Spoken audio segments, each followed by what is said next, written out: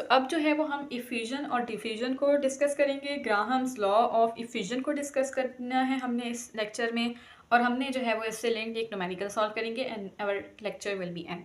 So first of all what is diffusion? ठीक है, it's not difficult thing. ठीक है, डिफ्यूजन एवरीवन नोज के डिफ्यूजन का क्या मतलब है कि हम जो है वो किसी भी higher movement of molecules from higher pressure, ठीक है, टुवर्ड्स द लोअर प्रेशर। ठीक है, कभी भी कोई ऐसी चीज़ होती है जहाँ पे हम लाइक इवन अगर आप जो है वो गैस के अगर आपने कंटेनर रखा हुआ है, ठीक है, और आपने क्या किया है कि जो है वो हमारे पास जो है वो क्या है कि लाइक फॉर एग्जांपल ये हमारे पास ना एक कंटेनर है, ठीक है, इसमें और एक और कंटेनर है, ठीक हो गया, इसमें भी गैस के पार्टिकल्स हैं, ठीक है जी, इसमें कम गैस के पार्टिकल्स हैं, ठीक हो गया। अब होगा क्या, अभी ये इनके दरमियान एक ब्रिज है, इनके दरमियान एक कह लो कि एक हमने लिड लगाई हुई है इन दो कंटेनर्स के दरमियान। लेकिन ऐसा है सीन कि हमारे पास यहाँ ज़्यादा गैस के पार्टिकल्स हैं, यहाँ कम है, यहाँ गैस का जो प्रेशर है वो ज़्यादा है, यहाँ कम है। तो जब हम ये स्लिट को हटाएंगे तो स्पॉन्टेनियसली खुद ब खुद जो गैस के पार्टिकल्स हैं वो यहाँ से यहाँ हायर से लोअर प्रेशर की तरफ शिफ्ट होना शुरू हो जाएंगे। ठीक है, ये एक स्पॉन्टेनियस प्रोसेस है। हमेशा नेचर में जो चीज़ है वो पैसिवली खुद ब खुद अगर उसने होना है तो वो क्या होगा कि हमेशा हाई से लो जगह जाएगी। ठीक है, तो यही चीज़ जो है वो डिफ्यूजन कहलाती है, the spontaneous spread of one substance through another. ठीक हो गया। अब ये जो है वो हमारे पास इसमें डिफ्यूजन में बात ये याद रखनी होती है कि ये स्पॉन्टेनियस होता है, खुद ब खुद होता है, और हायर प्रेशर से हमेशा लो प्रेशर की तरफ होता है। ठीक है, और इसमें किसी किस्म की एनर्जी हमने खुद नहीं दी होती, ये ज़रूरत ही नहीं होती हमें एनर्जी, क्योंकि खुद ब खुद नेचर की तरफ से होता है। अगर आप ये दो कंटेनर थे ना, तो यहाँ पे ज़्यादा प्रेशर की गैस थी, यहाँ कम प्रेशर का थे ना, कम प्रेशर था गैस का, लिड हटाया हमने तो स्पॉन्टेनियसली जो है वो गैस यहाँ से यहाँ शिफ्ट हो गई। ठीक है, ये स्पॉन्टेनियसली हुआ तो इसको हमने डिफ्यूजन कहा। अब हम जो है वो इफ्यूजन की तरफ आ जाते हैं।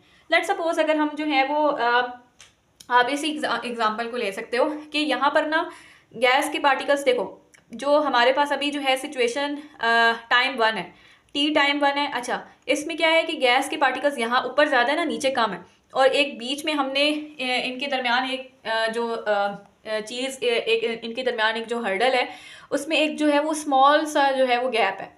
इस स्मॉल गैप से जब हायर प्रेशर से लो प्रेशर की तरफ जो हमारे पास सब्सटेंसेस मूव कर रहे हैं, इस छोटे से होल की से निकल रहे हैं, इस प्रोसेस को हम क्या कह रहे हैं, इफ्यूजन कह रहे हैं। अगेन हाई से लो ही जा रहा है, लेकिन एक छोटे से सुराख से जा रहा है। ठीक है, यहाँ पर पूरा वॉल्यूम नहीं है, जैसे यहाँ पे हमने पूरी लिड हटाई थी तो इतना पूरा वॉल्यूम था जाने के लिए, लेकिन यहाँ पर जो एक छोटे से सुराख से ना हमारे पास गैस के पार्टिकल्स एस्केप कर रहे हैं फ्रॉम हायर टू लोअर। अब एस्केप करते करते ऐसा टाइम आएगा कि यहाँ की कंसनट्रेशन यहाँ की कंसनट्रेशन के बराबर हो जाएगा, तो इफ्यूजन विल स्टॉप। ठीक है जी, तो ये जो है वो हमारे पास क्या है, इफ्यूजन, वो डिफ्यूजन, ये इफ्यूजन। अब ग्राहम्स लॉ ऑफ इफ्यूजन हमें ये कहता है कि जो हमारे पास रेट ऑफ वेलोसिटी है ना पार्टिकल्स के मूव करने की, रेट ऑफ वेलोसिटी पार्टिकल्स के मूव करने की क्या है, उसके मोलर मास के इन्वर्सली रिलेटेड है। इन्वर्सली यानी कि जितना कम हमारे पास जो है वो मोलर मास होगा, उतना ही हमारे पास उसकी रेट ऑफ वेलोसिटी जो है वो ज़्यादा होगी। और कॉमन सेंस भी हमें यही कहती है कि अगर एक पार्टिकल का साइज़ छोटा है ना, तो वो बहुत ज़्यादा तेज़ी से मूव करेगा।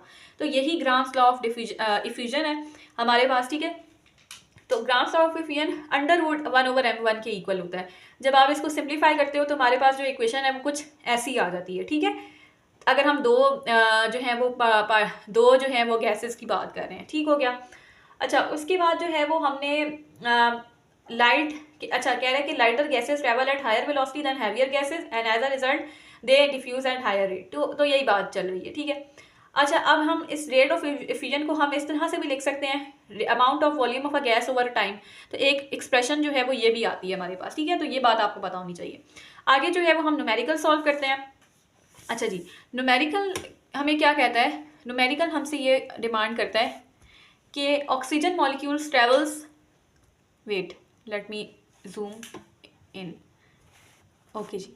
सो इट सेज कि oxygen molecules travels at an average speed of approximately 500 metre per second. So rate of oxygen जो है वो गिवन है, और calculate average speed of hydrogen molecules. तो हमसे उसने क्या स्पीड निकालने को कहा है, हाइड्रोजन मॉलिक्यूल्स की। ठीक है जी, अब हमें पता है कि फॉर्मूला हम ये लगाएंगे, ये वाला हमारे पास फॉर्मूला है, उसने हमसे R2 डिमांड किया है, R2 को हम एक साइड पे लेंगे और बाकी सारी चीज़ें एक जगह आ जाएंगी। अब हम R1 की जगह उसने हमें 500 प्रोवाइड किया है।